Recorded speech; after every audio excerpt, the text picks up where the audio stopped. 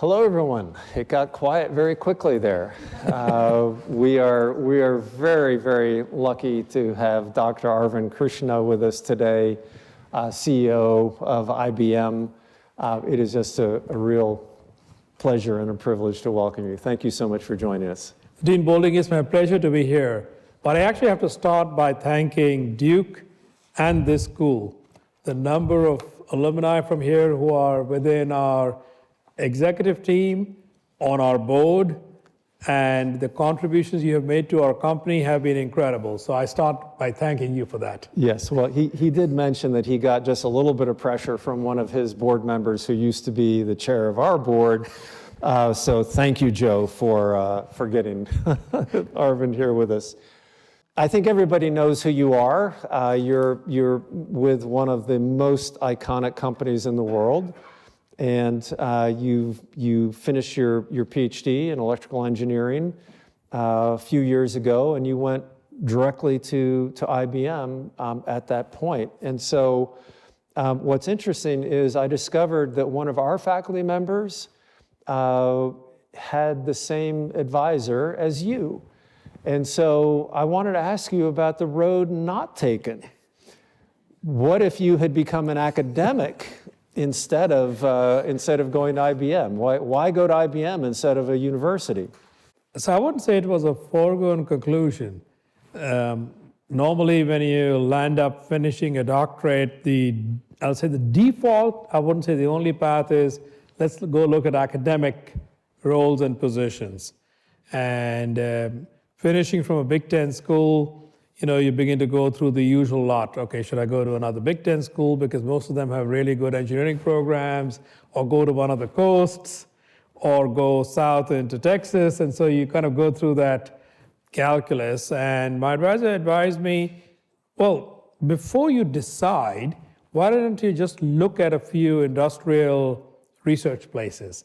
Because he kind of said, like, do you want to go to research? Do you want to go to a corporate role? And actually, one of my office mates chose to go all the way into finance, which has become a more common path for, I'll say, the computational crowd. So I interviewed at a few. I interviewed at Bell Core, at Bell Labs, at IBM. And it just struck me that the work was exciting, and you could do a lot of that. And there was a vague thought about, yeah, you can make some lateral moves. I'm not sure I understood it then. I did understand it later. And what drove me in there was that excitement of getting a more direct touch in getting some of your ideas out to the real world. And I'd have to say that now, 33 years later, seems like the right decision. You've done okay. I mean, so we can't really argue with you. So that's part of what I want to understand is how did you do just so okay? How did you discover that in addition to being a really top-notch research scientist, that you had an interest and an ability to lead and manage in an organization? How did those skills develop over time? I would call it an evolutionary journey, not something that was sort of structured and built upon. So going into engineering was kind of, the first question was, why that? I think going back to the end of high school, you kind of say, what are you good at? Because if you're going to do something in college and it's going to be intense, you should be somewhat good at it. So you kind of say, I like physics, I like math. Not so sure I like other things. So you say, well, what do you want to do? I said, I like to know how things work. And I think that's probably more the fundamental question. I like to really know how things work. Take them apart, put them back together, if possible, kind of keep asking, sort of, why is this different? How does this work? And that kind of led to the path. And then you get into work, and then you get into, well, why are you making this decision? And I remember it vividly. So 1991, this is before there were laptops. I mean, for the bulk of the room, that's a weird thought.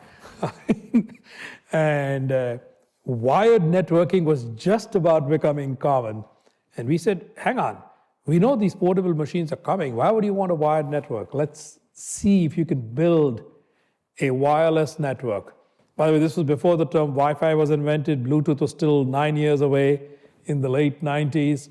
And we built, about 4 of us, we built a little wireless module, which would be what today you would call a little computer card for what was then portable computers. And we would walk around the building, making sure it all worked. And then we said, this could be a huge market. Imagine everybody who buys one of these portable machines is going to need this thing. And kind of I'll quote the business. It's not good to make it into, it's not this amorphous bureaucracy, mindless. It is people. And they kind of said, we don't see the market. Why would anybody ever walk around with these things? They'll sit on their desk, in which case a wired connection is great. You don't need anything else, right? Back to one of the biases you were talking on. And they said, the only people who would ever need this are warehouse workers doing inventory. We can't see anybody else needing this. Well, that's a tiny little market, so why bother? So I said, wait, I got to understand, I get the technology, but having a technology idea is not good enough. And so that was the beginning of a learning, because people use the word business case. Okay, you get a conceptual idea of an I&E, but how do you get that? How do you really get it into a market? How do you sell it? Who distributes it?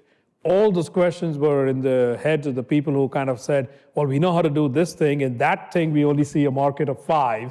I'm making up 5. It's a bit of a myth. They said a few thousand, but they wouldn't invest in it for a few thousand. So you have to get to understanding how do you distribute it, how do you market it, who would want to buy it, what would be entailed in creating a market for something that doesn't exist. And as you begin to get into those questions, that drove a certain curiosity, and then that drove, I call it an evolutionary journey, if that makes sense. Okay. So you have been quoted as saying that you should live every day like you're going to be fired. Yes. Can you explain why? Yes, I can. And I think it'll, I hope, appeal to some of your students, maybe not the faculty. Must have been 20 years ago, I was really frustrated with one of my interactions with somebody that I was going to for a decision. And I went into somebody that I respected, trusted, who used to mentor me, and I said, Steve, I mean, like, this is really frustrating. I mean, like, I don't know how to deal with this. He looked at me and said, your logic's pretty compelling. I mean, like, why aren't you saying it in a more straightforward way? And I said, well, if I kind of say it like that, I'm afraid they'll want to fire me, as opposed to listen. And he looked at me and said, like, you've got the wrong fear. If you live every day in the pleasure of being fired, then that is incredibly freeing. Then you can always do the right thing. And what he meant was, like, not to be unnecessarily aggressive or unnecessarily provocative. What he meant was, but don't shy away from doing the right thing because somebody is going to threaten you with your livelihood. That was the incredibly freeing action. So I always tell people, look, if it's minor, if it's reversible, if it's a small difference, don't bother. It's not worth kind of using those techniques for that. But if there is going to be a really big decision that is kind of irreversible, then you should step back and say, don't do it just for the sake of optics. Do it because you really believe in it. And, I'll turn around and tell you all, have there been a few times when somebody wanted to fire me? Probably. But again, I go back to, well, I'm still here. So, so I do think that there is in the end, I do believe strongly, both in my heart and my brain, that merit and the right idea do carry a lot of weight. But you got to be persistent, and it's got to be clear to the organization you're in that you're not doing it for personal gain, because that is when people mistrust a very strong point of view. It's not for personal gain, it's for the betterment of the organization. And if people really do come to believe that, then I think that's very powerful, that you're not doing it simply because somebody doesn't like you. And you went on to use some other words in describing this, this great freedom. So you shouldn't be held hostage by your job if you believe there's some better way, because you can always leave. Well, there's no indentured servitude, so Yeah. those days I think are over 250 years ago. So I wanted to ask, you alluded to this in terms of this freedom, which is really either a freedom to be fired or a freedom to quit in doing the right thing. And so when were you closest to being fired, where you had to live this way and you had to stand up for something? It's probably been a number of times. The very last one was probably about 7 or 8 years ago. And it always comes down to, and you do have to respect, there are different points of view. At least in real life, as opposed to solving a textbook problem, there isn't only one answer. So I will acknowledge that. So you have multiple points of view. We were trying to make a really big business decision, which had implications on people, on a way to do things. Who do you partner with? Who do you not partner with? Who would be perceived competition versus perceived friends? And that gets a lot of people upset because it changes for some people what they do. It'll change for some people the value of what they do for the organization, because if you choose to partner with somebody else, maybe what you're doing inside is not that valuable. So you could imagine the number of people who were getting maybe a little worked up. And they were getting worked up like, why are you even thinking about the problem? Forget that there wasn't a decision yet made. But you realize that if you're thinking about it, there could be a decision. Yeah. And the people threatening were not wanting that decision to be even explored. So that was one of those times when I said, no, but we have to. The potential impact on the business is massive.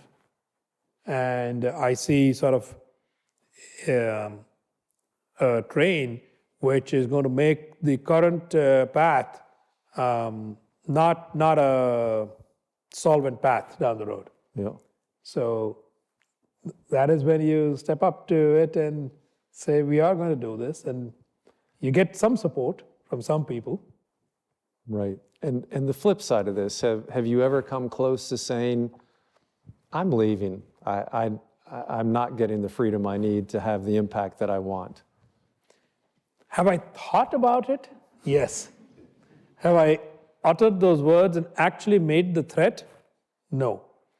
I think if you are going to make that threat, you should expect fully 50% that you'll have to execute it.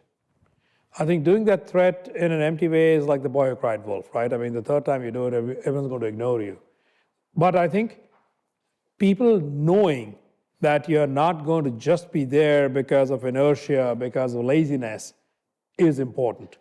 So as long as that is known, and I fundamentally believe, I mean, all of you, I think your faculty and dean certainly agree you've got a great education, which means that effectively you have great skills.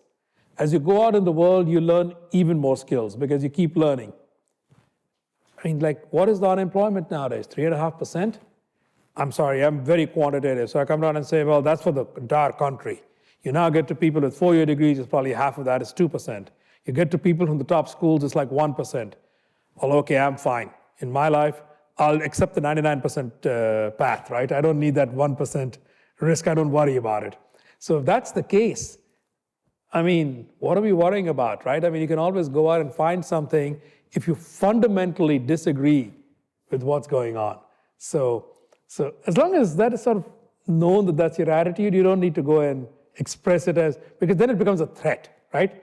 Because that card of, I'll quit if you don't do this. I mean, like, I find that a little, maybe too arrogant. Okay. So I hope everyone heard the don't worry about anything message there. But so you've been at IBM for 30 years, and IBM is famous for transforming itself repeatedly. how many transformations have you lived through, and what did you learn? And so now there's the latest transformation, which is your transformation. What did you learn from the previous transformations around how to do it right and what not to do? So I think you can debate whether in my career this is the third or the fourth. But if you don't mind for a minute, I'll go on a slightly longer arc, but very short, and then come back. Technology moves really fast. It's just a fact. It's always moved fast. And IBM has probably gone through a near-death experience a number of times, even before I joined, which was in 1990. 1930s, Great Depression.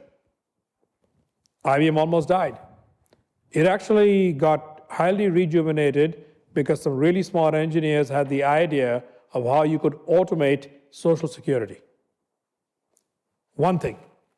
But that led to Social Security was going to be funded even in 1932. So all the machines that did all the income tabulation and computation was IBM. That saved it. During World War II, you were not allowed to make computing machines. You had to be under the Defense Production Act. So as opposed to making rifles, which did happen in World War I, IBM made gyroscopes and bomb sights for all the bombers. That helped. So then going forward, so Lou Gerstner's time, every magazine in 1990, the year I joined, actually carried the cover, IBM is dying. The dinosaur of computing was the headline, Time magazine. I'll, by the way, claim that dinosaur is alive and well and actually producing a lot of cash for us today, 33 years later. So the magazines were wrong. But that was the claim. And the claim was also right because IBM thought that hardware would be a $100 billion business, and it was actually going down at that point at 60, not up. So that was the first transformation that Lou Gerstner had to do. And he took IBM into a path of doing what was called services, meaning let's go to all our customers and offer to run their computing infrastructure for them. For people who were used to selling hardware, that was a pretty big transformation in business model. Who do you partner with? How do you service your client? The kind of skills inside the company. He did all of that. The second one I would say is the one that happened over the next 10 years is how do you become much more of a software company? Now in all this, to come to the current transformation, there was this thing called the cloud coming along, and we can debate for a long time on, you could see it. It wasn't like it was that invisible. But we clearly did not invest enough or effectively enough to be a big player in there. So in 2017, we began to stare at it. By then I was in a position to really at least influence, if not outright make, a lot of the big decisions. And you sort of say, okay, this thing is here. If you don't play a role in this, this could be an existential crisis. So one choice, you could spend, I'll put a number, 7-8 billion a year in capital and R&D to say that's the amount I need to spend to go chase down and become a credible player here. What's the slight problem? That number is accurate, by the way. You could actually do that, and you would at least be able to stand up a very credible set of offerings globally.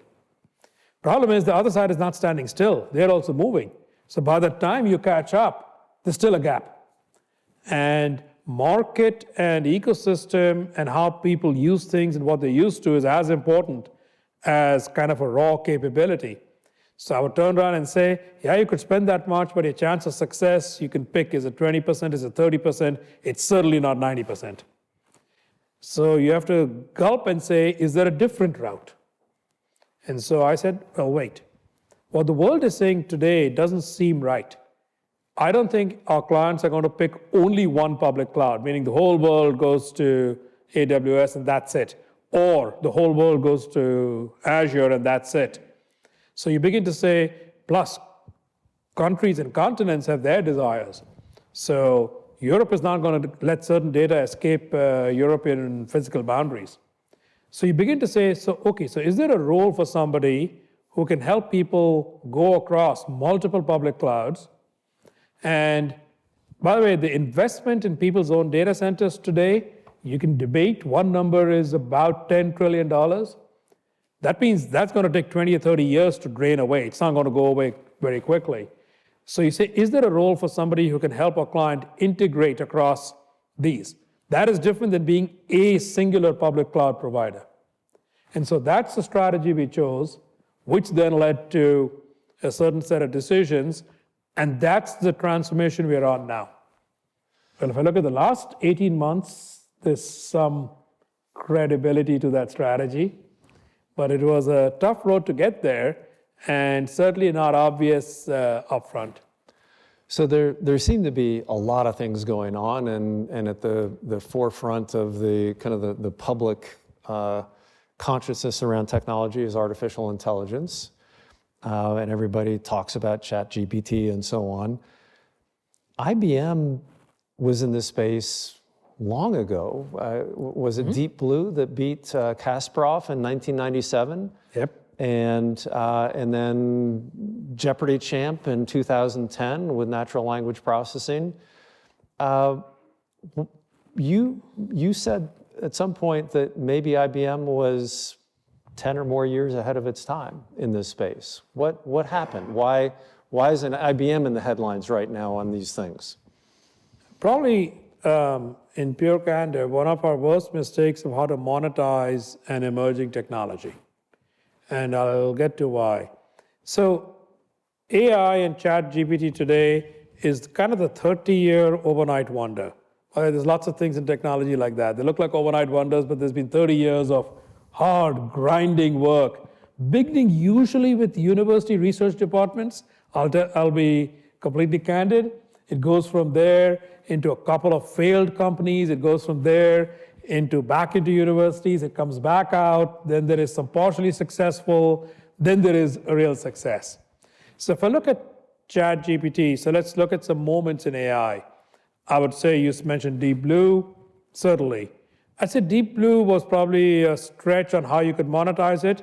Jeopardy, you would turn around and say it's almost in the same category as what ChatGPT does. I mean, it answered questions, and it was able to do it in a way that humans actually gave up. Then you would say, but I would give Google a lot of credit for what they did with AlphaGo, because that underneath was actually quite powerful. So when I look at the underlying techniques, so for a little, like a 30-second digression on computer science geekdom, this kind of began with expert systems in the 80s.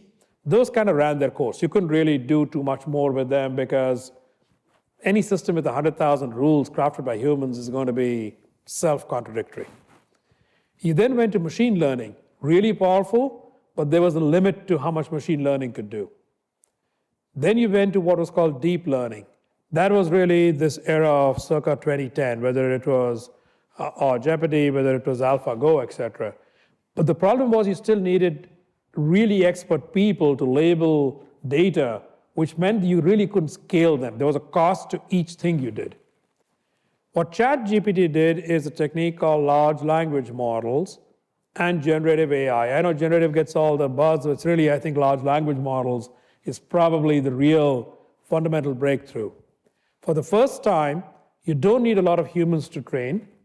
And once you train, each subsequent, the word here is tasks, but on the same domain, you can do really cheaply. That's a huge advantage. I kind of think of ChatGPT as doing the Netscape moment. Some of you have heard of the company Netscape? Maybe, maybe not. Netscape, for those of us that are old enough, was blazoned across the New York Times and the Wall Street Journal in 1995. It brought the internet to everybody's consciousness. By the way, Netscape by 2000 was bankrupt and gone. But I got to give them credit. They did. Those of us who worked on the internet in those days actually enjoyed it. There was nothing to take away from the fact that lots of people were working on it. Bringing it to everybody's consciousness means you no longer have to have a debate. So I think a lot about, if I spend my first 3 hours when I walk into a client explaining to them what is AI, I might get then 5 minutes to say what we could do. Now, because of ChatGPT, everybody says, what can I do with it? So you don't need to explain to them. They kind of get it. I think that's going to advantage everybody in this space. But to your question on why did we fail? When we won Jeopardy, here's the mistake we made. We thought we should construct another system like Jeopardy for 4 or 5 problems. One for health, maybe one for wealth management. Because we thought our clients are not going to be able to do AI. They don't really want to build up the skills inside to do this. But the world was not ready, and I don't think it will be for another 10 years, to take a black box, monolithic answer that they can't really change and tweak and play with all the time, to this is how you do things. I'll completely acknowledge, in hindsight, massive mistake.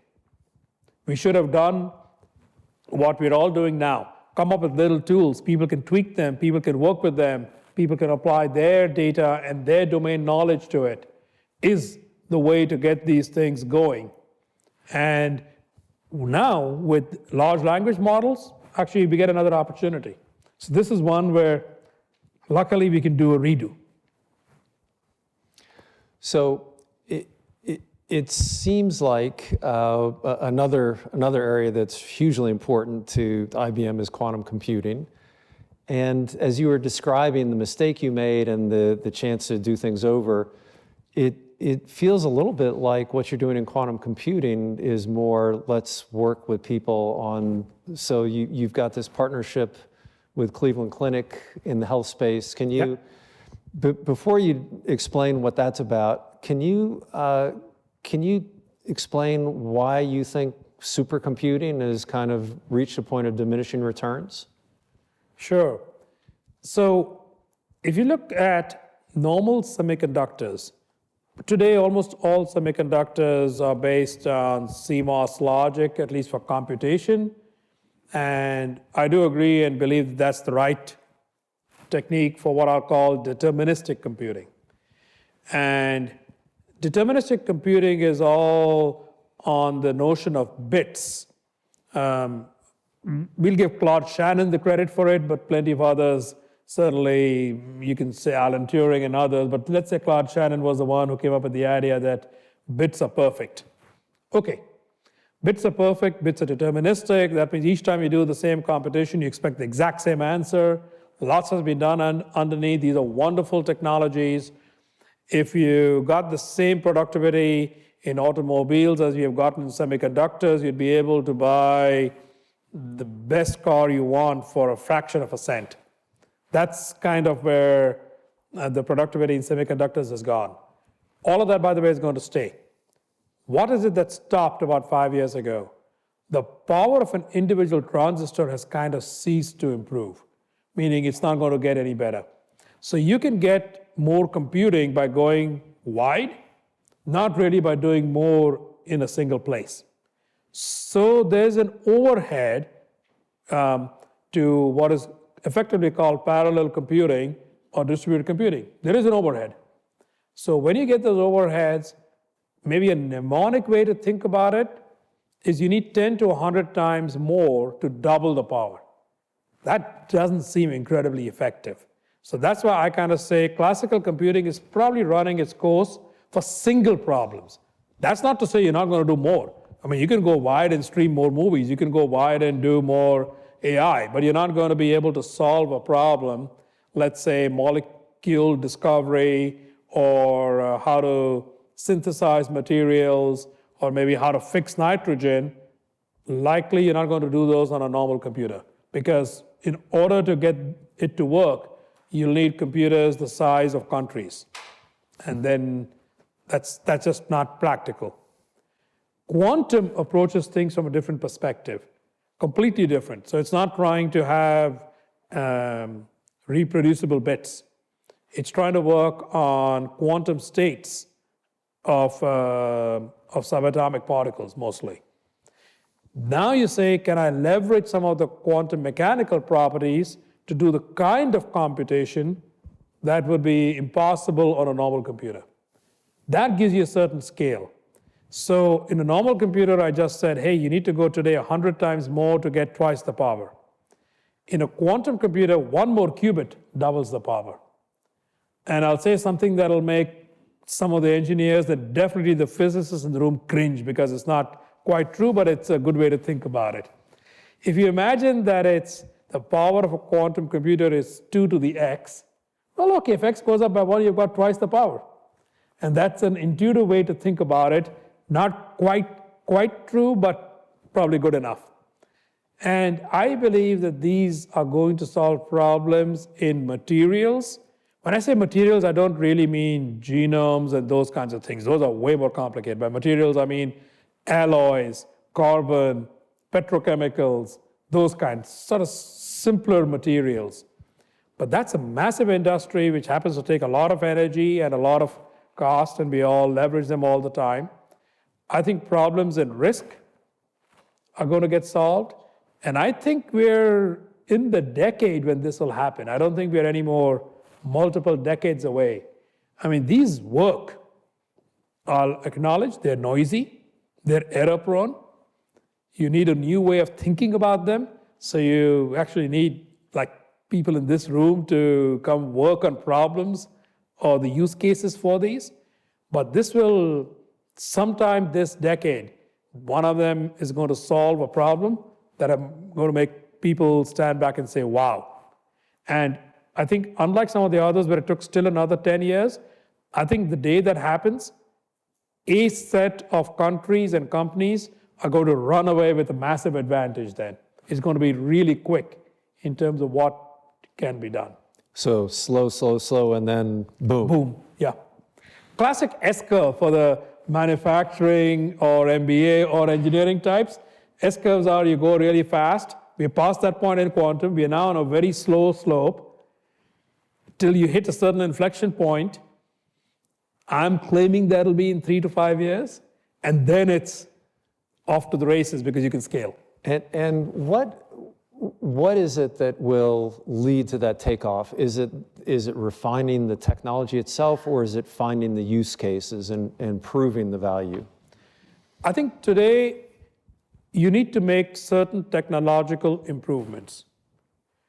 I think that we are not at the point of needing only physicists to make those improvements. I think 80% of these are within what I call the engineering realm.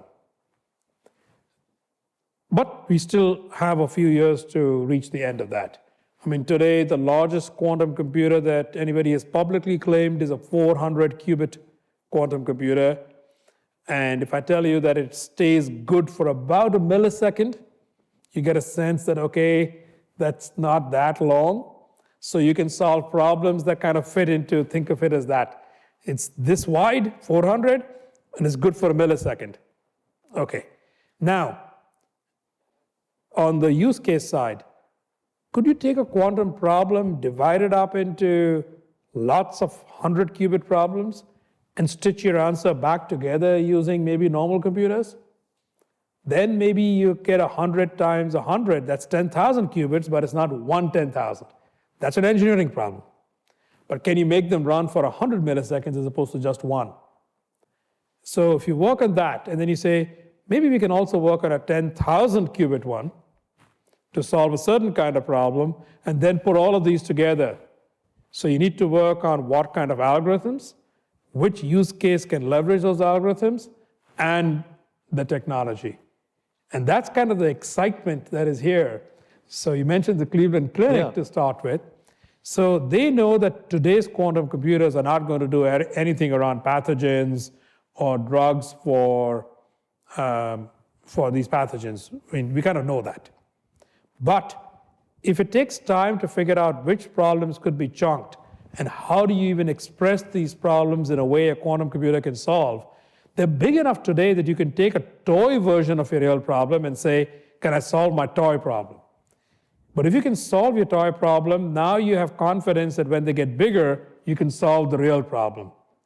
If that first task is 2 to 3 years of some really smart people, and you think you might get there in 3 to 5 years, you probably want to get going now to know, because you'll also learn which problems can you maybe not compute on a quantum computer, because not every problem can be computed.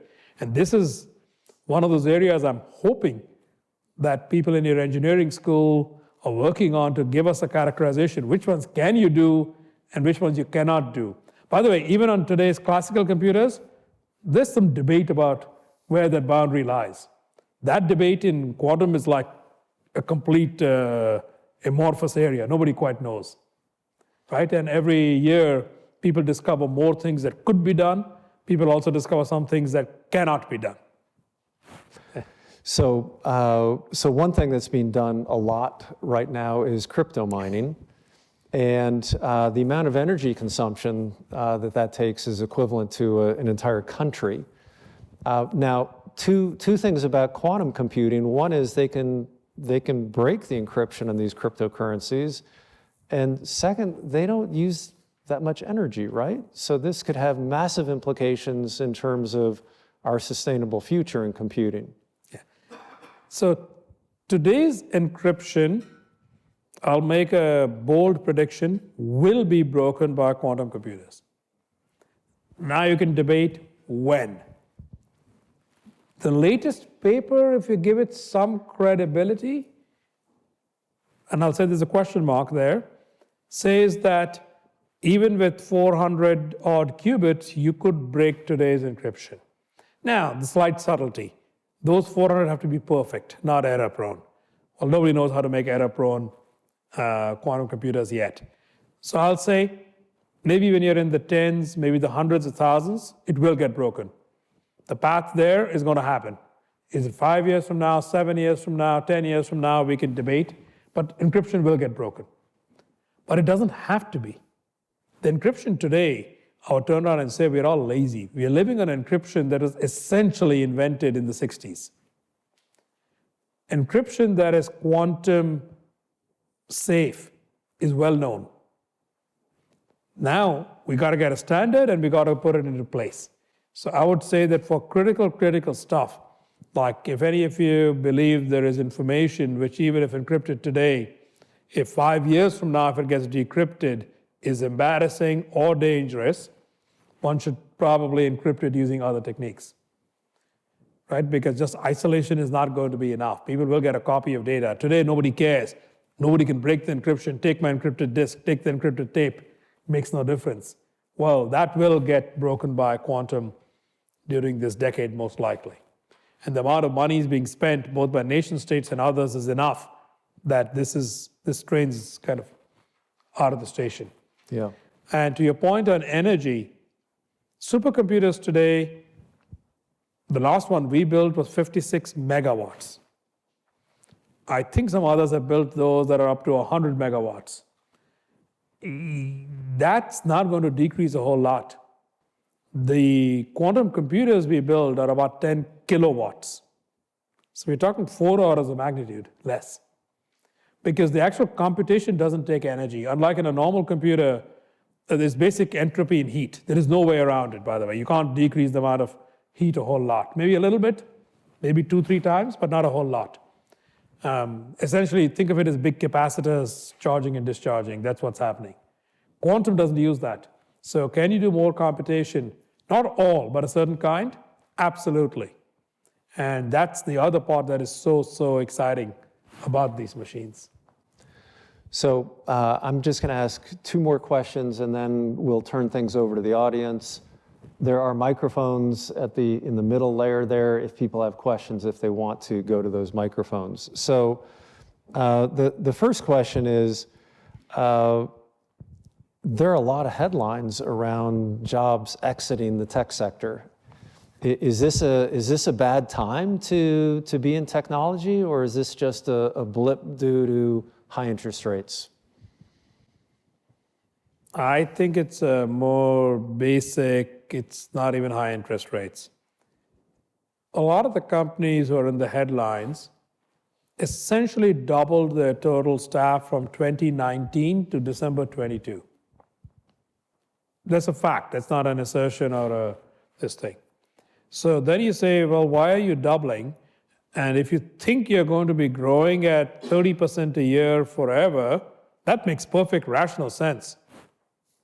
Okay, but if your growth rate is 7 or 8%, which is still a healthy growth rate, but not 30, you may need fewer people now than you did.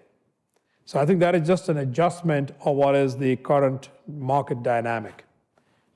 But some real numbers, I think there's 4.5 million unfilled tech jobs in the US.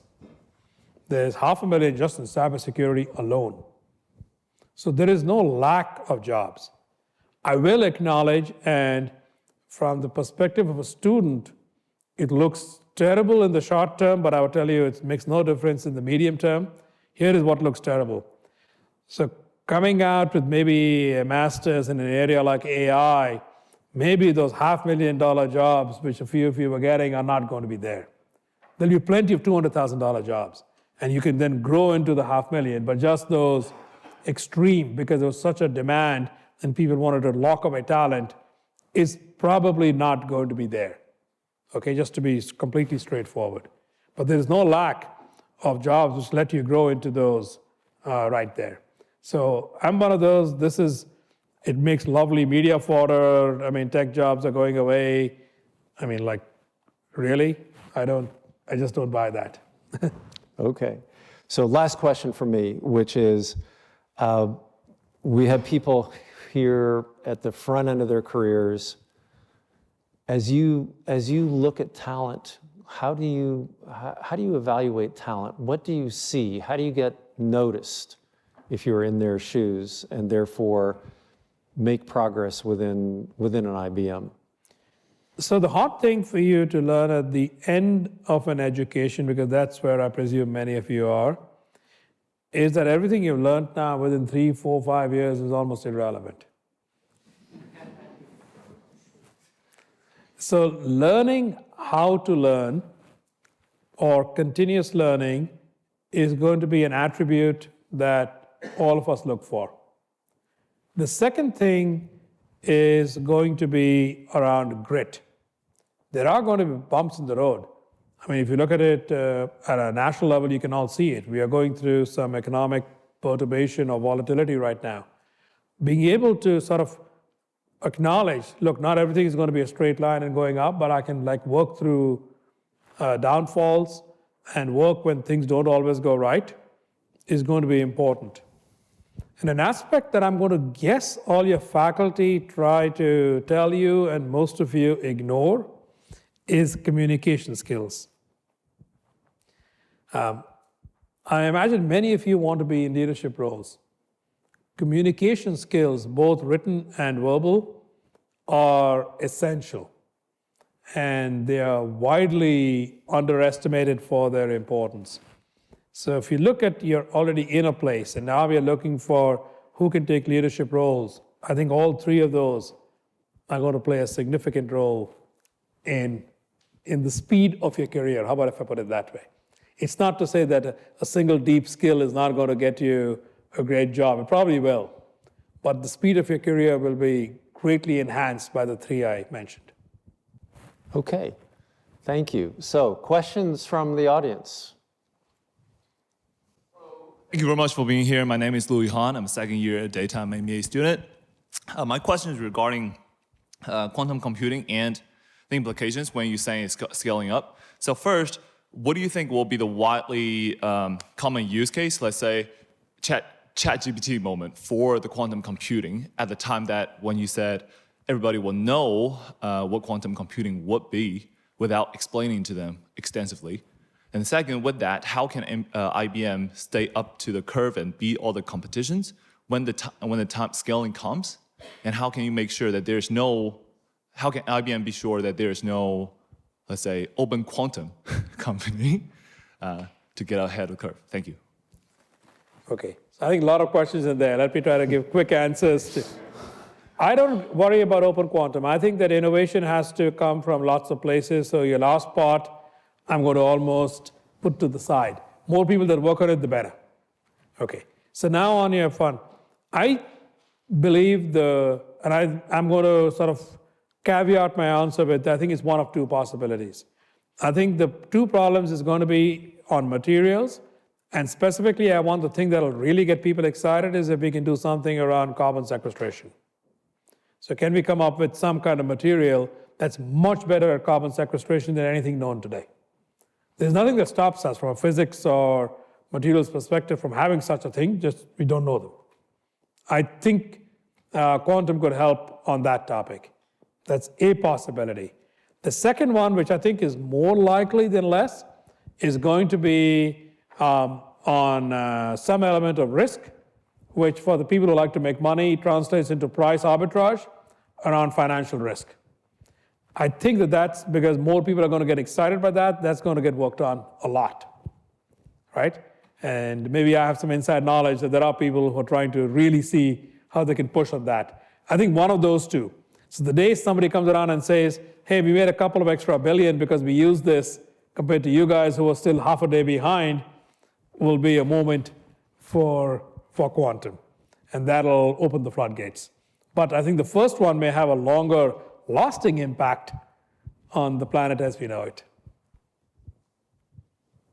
Hi, everyone. Hi, Dr. Krishna. Thank you for your time. I'm a second-year MBA student, and my question is related to the informational buzz all around. So in the past years, we heard about Bitcoin, mining. Right now, it's machine learning, artificial intelligence. So you, as a manager, how do you stay focused and filter out all of this outside noise? Thank you.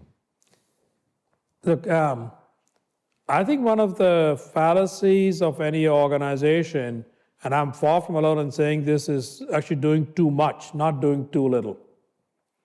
It's become a world where you tend to have winners who walk away with the bulk of the profits, and there's a couple. Take smartphones. I think you got two players, right, who have got the bulk of the profit between Apple and Android or Google. Take Ethernet switching. You got a couple. You go down different areas, and there's sort of two, sometimes three. But that means capital is better put going after a smaller number of things, as long as you have a reasonable chance of success, than actually distributing across many. So the idea of diversification, when you're actually building a company that builds things and takes them to the market, you're actually better off doing a smaller number than a bigger number, which is very different than a portfolio management approach. So, on your question, I would not let our team invest in crypto, because you mentioned Bitcoin and so on. I'm making no value judgment on is there value or is there not. There may be.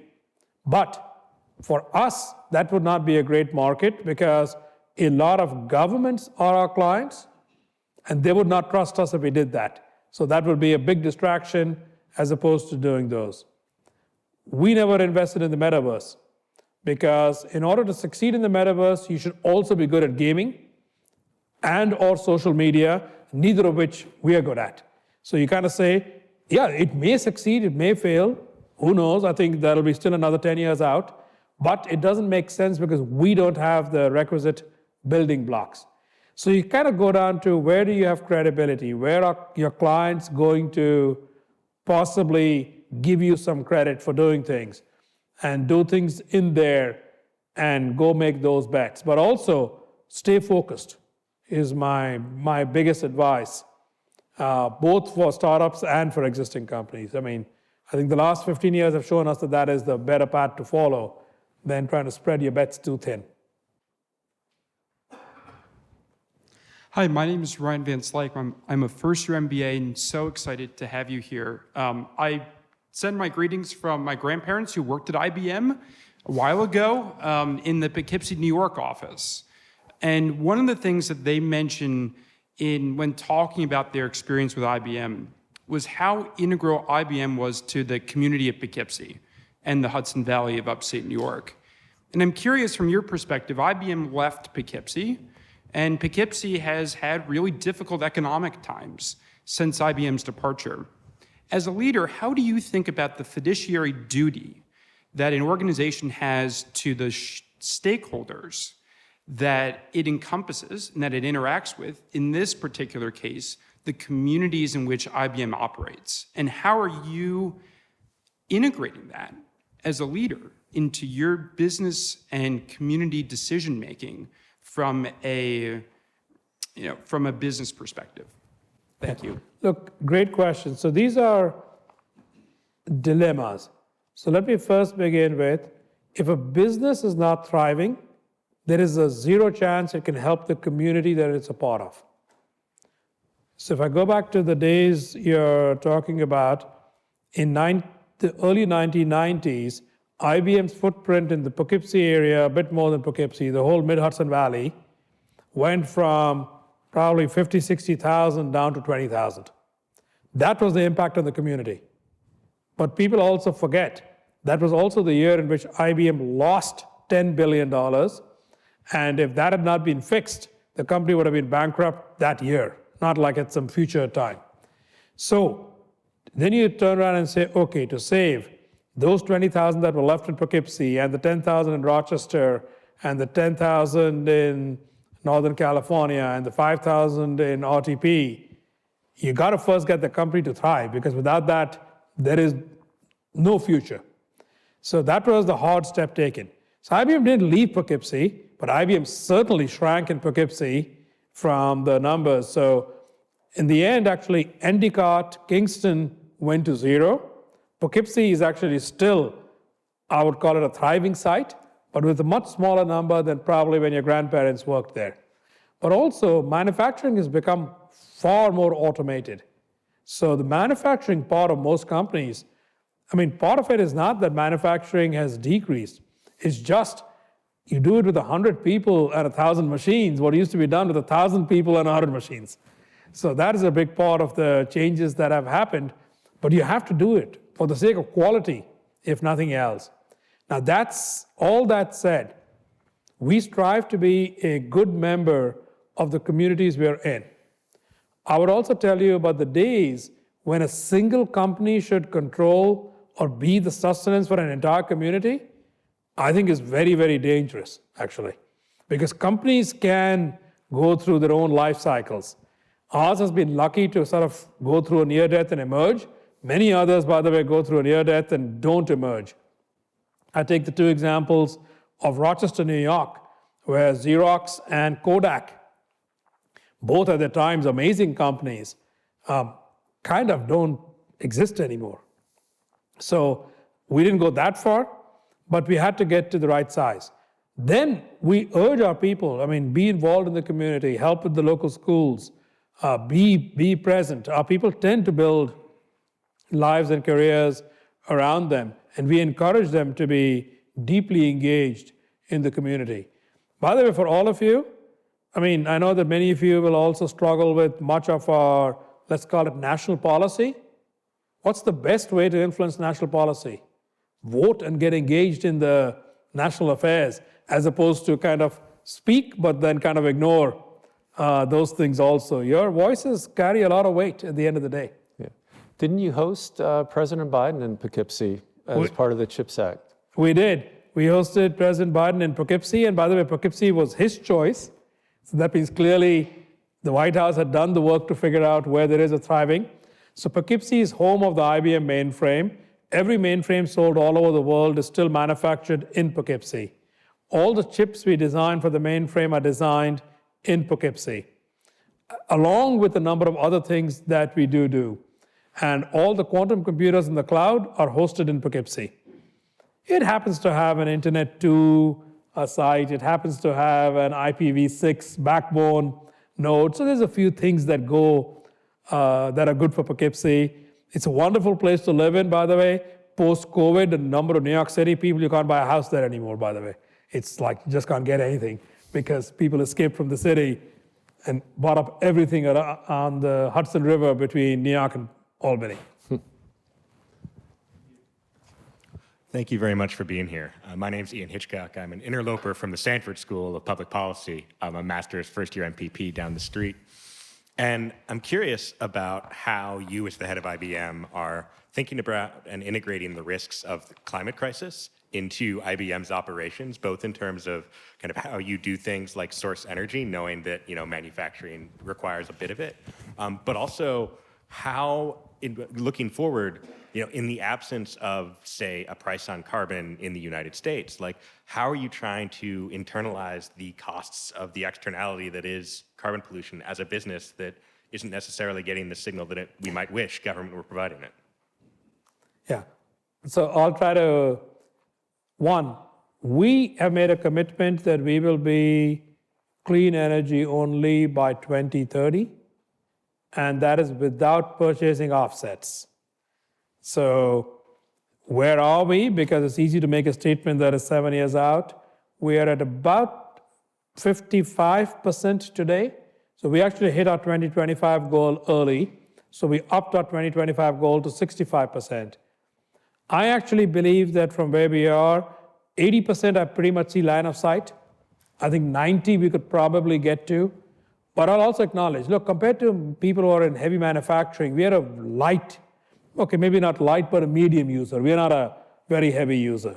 So we could probably get to 80 or 90. Does that have an impact on our underlying price? I'll begin with the naive answer is yes, and the real answer is actually no. We save money by doing this, even though we pay more, and I'll tell you why. I think that last 10% will take some work. So I said no offsets, but I'll accept sequestration, because that means we're really putting it back in a way that is locked up. So that's kind of just where we are as a business. So we looked at this and we said, 2050 is a politician's answer. In my world, anything that is 30 years away means I'm punting the answer for my successor. Okay, but it is easy to make a statement that you have to do nothing about. And we said, okay, that doesn't make any sense. Let's do something more meaningful. So we take the problem seriously. 2, why do I say it'll save money? The impetus to really save energy, we know this much. In an average office building, if we use $5 sensors times maybe 1,000, you can save 30% of the energy. How many people turn up their air conditioning at night in most office buildings? None. How many people take the heat down?